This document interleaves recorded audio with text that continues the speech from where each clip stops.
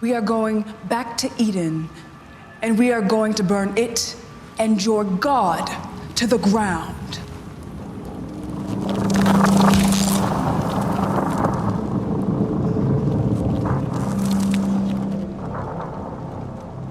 Do you hear what you are saying, woman? You cannot burn God out of heaven. I will not pledge my soul to sin. Then he will never allow you to leave from here. This is kind of us seeing Adam and Eve after their fall, which I thought was very interesting. I appreciated like the moody lighting, the mysterious atmosphere. We're not quite sure where they are. But slowly throughout the film, we sort of realize what's happening. We realize who these people are, in what context, which I thought was cool. We have these vague biblical references to the Garden of Eden, to Lucifer, to Jesus being one like Adam who came to earth but instead sacrificed himself to save sin. We have the imagery of Adam being crucified. We see him laying on the floor with his arms outstretched, just like Jesus, but we have the cross instead drawn around him, which I thought was some very powerful imagery there. And the acting in this was incredible.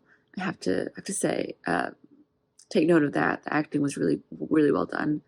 But overall, the cinematography, everything had some very powerful imagery.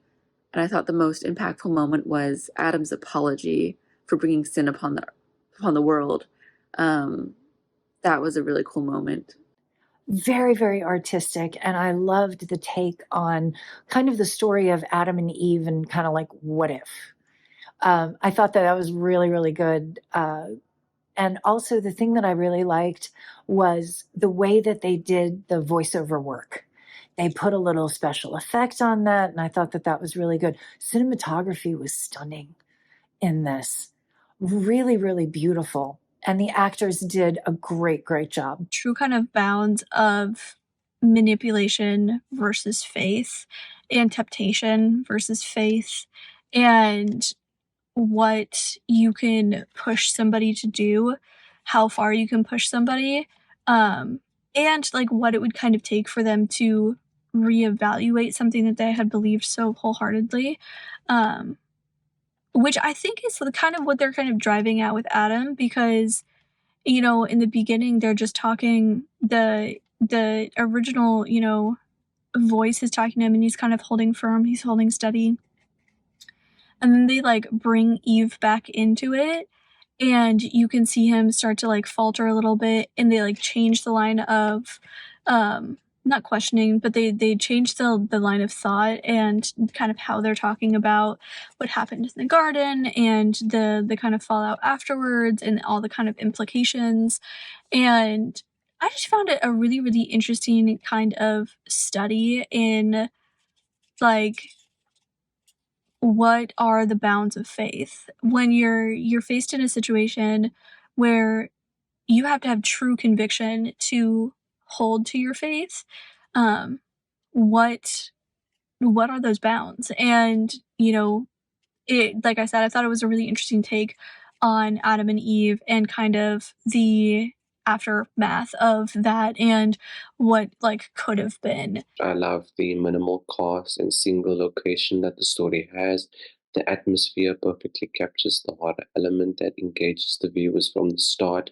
The acting was brilliant, and I loved everything that. I loved the visuals that was going on in the Rebirth, and it was a joy to watch overall, and it was really creating the horror aspects and the horror elements so well done. Like idea of like soul selling to the demon, to the devil, and how like the character like yields like the consequence after that. So this like concept just being taken like in another direction for this short film is portrayed by two like black actors, which is pretty new, and it doesn't just feel like only like terrifying, but it's also like show like the depth of the character.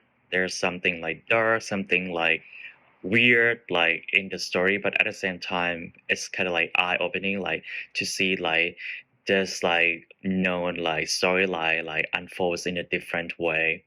It's pretty fun to watch. It's well handled with like the tone, the vibe, and the setting.